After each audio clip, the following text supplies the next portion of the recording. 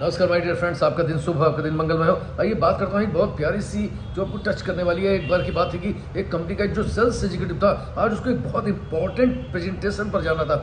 लेकिन वो भगवान से प्रार्थना करता कि आज मेरे जितने भी मुझसे ईर्ष्या करते हैं, जितने भी मेरी आलोचना करते हैं, वो सब मुझे दिख जाए, सब मुझे मिल जाए।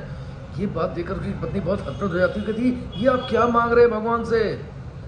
आज तो आप ये बहुत इंपॉर्टेंट प्रेजेंटेशन में जा रहे हैं, उसके बाद ये बातें कर रहे हैं। वो कहता है कुछ नहीं बात है, मुस्कुरा के चल देता। बाहर निकलता है, देखता कि जो उनकी सोसाइटी का एक्स सेक्रेटरी था वो मिलता है उसको, क्योंकि अभी ताजे ताजे ये सेक्रेटरी बनाए गए थे।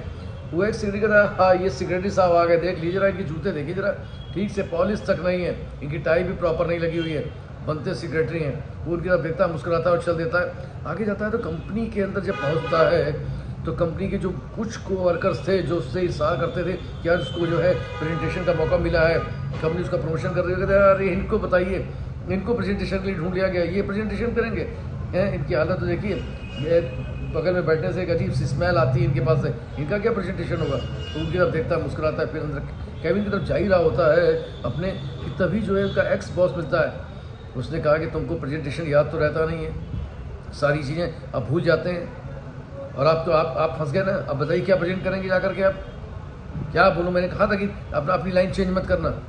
उनको भी देखता है और थैंक यू सर करके अंदर चला जाता है। और अंदर जा करके अब जिसने जो आलोचना करी थी, जिसने टाई और बूट के लिए बोला था, अपनी टाई और बूट वो बिल्कुल मेंटेन करता है। उसके बाद जिसने बात करी थी उसके प्रेजेंट में स्मेल के लिए तुरंत ज़्यादा डिओ लेकर के आता है, इसमें अपने डिओ लगाता है, अपने शरीर में प्रयोग को फिट करता है।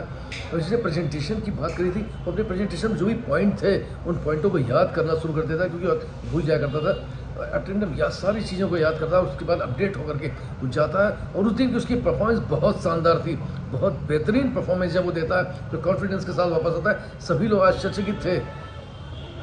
तब उसने कहा, जब घर लौट के आया, उसकी पत्नी पूछा कैसी रही प्रेजेंटेशन? उसने कहा कि आज तो सबसे शानदार होनी ही थी, क्योंकि आज मेरे सारे आलोचक मुझे मिल गए थे।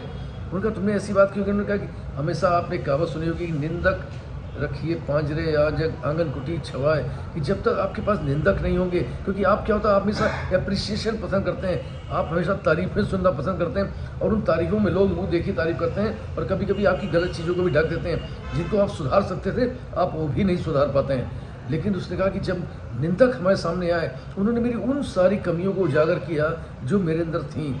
और हमेशा निंदक हमेशा यही करता है, जो आपसे ईर्ष्या करता है वो आपकी कमियों को उजागर करता है। उस पर गुस्सा ना होकर के उनको संभालने की कोशिश करिए, उनको ग्रहण करने की कोशिश करिए। निश्चित तौर पर आप डे बाई डे अपने आप को अपडेट करते चले जाएंगे। इसलिए सबसे इम्पॉर्टेंट चीज़ है कि जब भी आपसे कोई ईर्ष्यालु व्यक्ति आपको कुछ कमेंट करता है तो उस कमेंट को बहुत गंभीरता से लेना है और उस पर मनन करना है। निश्चित तौर पर वो कहीं ना कहीं आपकी पर्सनैलिटी को या आपकी उन कमियों को कहीं ना कहीं दूर कर रहा होगा, और आपकी पर्सनैलिटी अपने आप उन कमियाँ दूर होते ही डेवलप कर जाएगी। ये एक बहुत बड़ा थीम है, इस थीम को समझने की बात है। निश्चित तौर पर हम जो है पसंद तो हम करते हैं कि हमको जितनी तारीफ़ें हों, लेकिन तारीफ़ के साथ साथ आपको अब ये भी पसंद करना अगर सीख लेते हैं तो निश्चित तौर पर लाइफ में आपके लगातार मिशंस होते हैं और आप ऊंचाइयों पर पहुंचते हैं।